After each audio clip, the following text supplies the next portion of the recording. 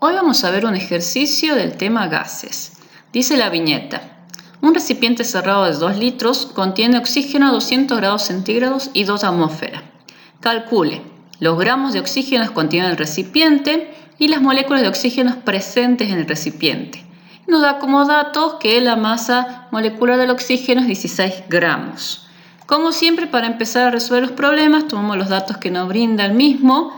Vamos a tomar de datos, es decir, que el volumen de nuestro sistema es de 2 litros, que la temperatura es de 200 grados centígrados, la presión es 2 atmósferas, y lo que nosotros vamos a tener como dato también es que la masa molecular del oxígeno es 16 gramos.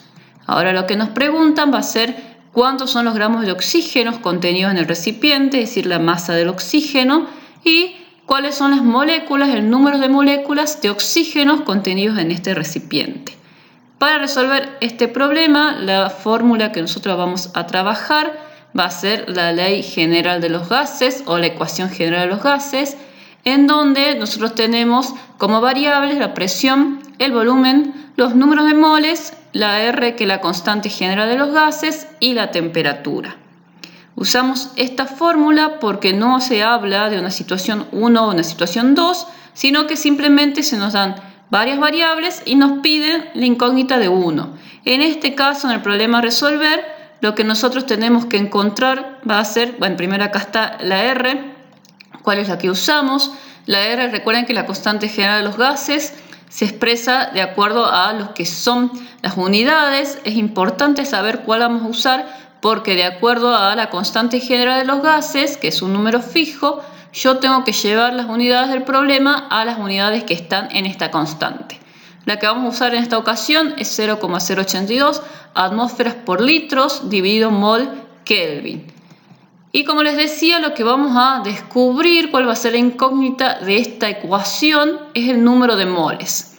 ¿Por qué el número de moles? Porque yo sabiendo el número de moles puedo deducir cuál es la masa del oxígeno y conociendo cuáles son los números de moles, saber cuántas moléculas hay de oxígeno en el recipiente. Para despejar el número de moles, que es la N, lo que vamos a hacer es lo que está multiplicando a la incógnita, que sería la constante de generar los gases y temperatura, van a pasar al otro miembro dividiendo. Entonces nos quedaría número de moles igual a presión por volumen dividido R por temperatura. Una vez que tenemos ya la fórmula lista para trabajar, vamos a lo que siempre hacemos, que es unificar las unidades. En este caso, como le había dicho, tomando en cuenta cuál es la constante general de los gases, que nos da en atmósferas lo que es presión, en litros lo que es el volumen. Cuando nosotros revisamos nuestros datos están en forma correcta en atmósfera y en litros. Así que lo único que tenemos que pasar va a ser la temperatura, que está en 200 grados centígrados, lleva a Kelvin. Para eso vamos a usar la fórmula, que también está en las tablas y en todos los libros, que es pasar de grados centígrados a Kelvin sumando 273. Es decir, a los 200 grados centígrados que yo tenía, le sumo 273 y obtengo un valor de 473 Kelvin.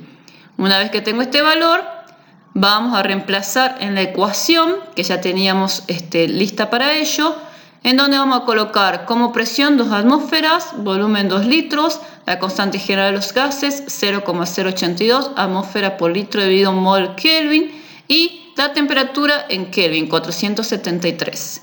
Luego que tenemos los datos, vamos a empezar a simplificar las unidades. Se van atmósfera con atmósferas, litros con litros, Kelvin con Kelvin, y nos va a dar el resultado en mol, que como lo que buscamos son los números de mol, es correcto que nos dé en mol. Hacemos las divisiones y las multiplicaciones correspondientes y nos queda que ese número de moles es 0,1 mol en estas condiciones de presión, volumen y temperatura. Ahora vamos a ir a buscar lo que es la masa molecular de lo que es el compuesto oxígeno. La masa molecular es la suma de la masa atómica de cada uno de los elementos que componen nuestro gas.